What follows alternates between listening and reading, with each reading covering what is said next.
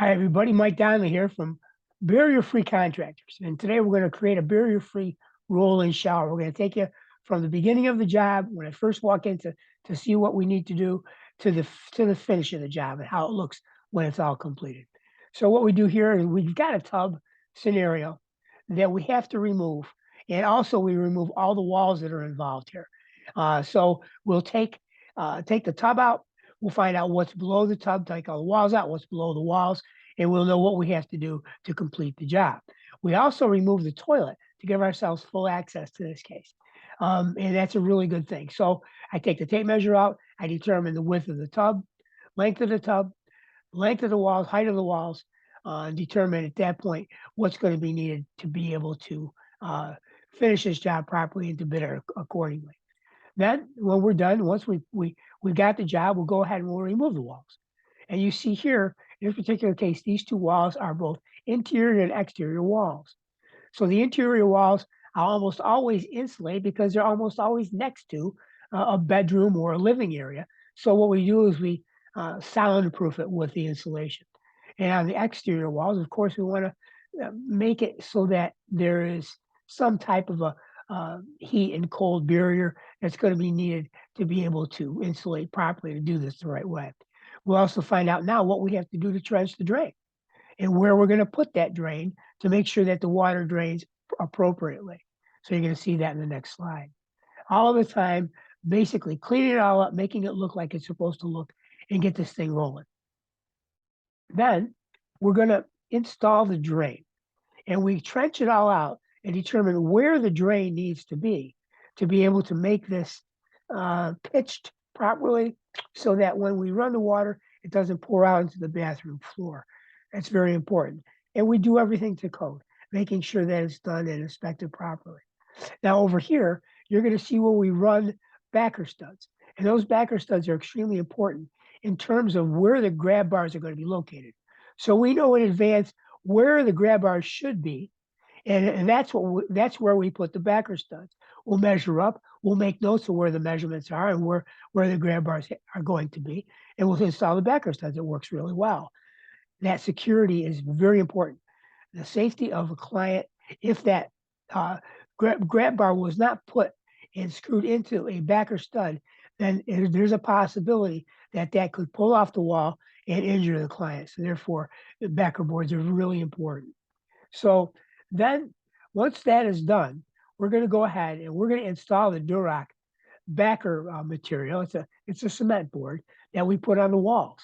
And those walls are then coated with a liquid waterproof membrane, which seals any water from penetrating behind those walls. And in this case, we're going to, in all cases that we do the roll and shower, we're going to put a shower pan in. And that shower pan will then, the shower pan, as I mentioned earlier, was going to be drained properly. So when we put that drain in, any water that comes out of the faucet will then be able to drain into this area without spilling out into the bathroom floor. And once the pan is done and installed correctly, we'll waterproof it with the same liquid membrane. And that liquid membrane actually is really cool. It works well, and all tile adheres to it. Then we'll go ahead and we'll get ready to put the floor in. Now this floor, in this case, we use what's called waterproof vinyl plank flooring.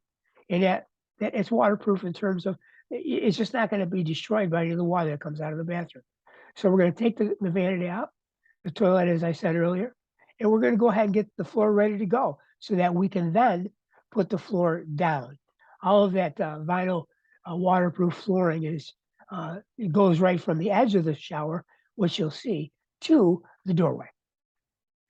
Now, after that, we'll put the floor down. You can see what we did. We go ahead, we run the vinyl plank flooring up against the shower, and then we install the trim. Okay, and you can see here that what we did was we put what's called a collapsible dam, and that dam is basically on the outside edge of the shower, which allows for the water, once it does pour into here, you're going to see where that water is even more, even though it pitches properly into that drain. It's great to have this collapsible dam. And a collapsible dam, what that is, it's like a foam barrier, which you can easily roll over with a wheelchair or step on. It collapses to be able to allow that to happen, and yet springs back into action and keeps the water on the inside of the shower. It helps tremendously. So that's a great way to do it. And you can see here where the backer, where the grab bar is, and that's where we marked for those backer studs.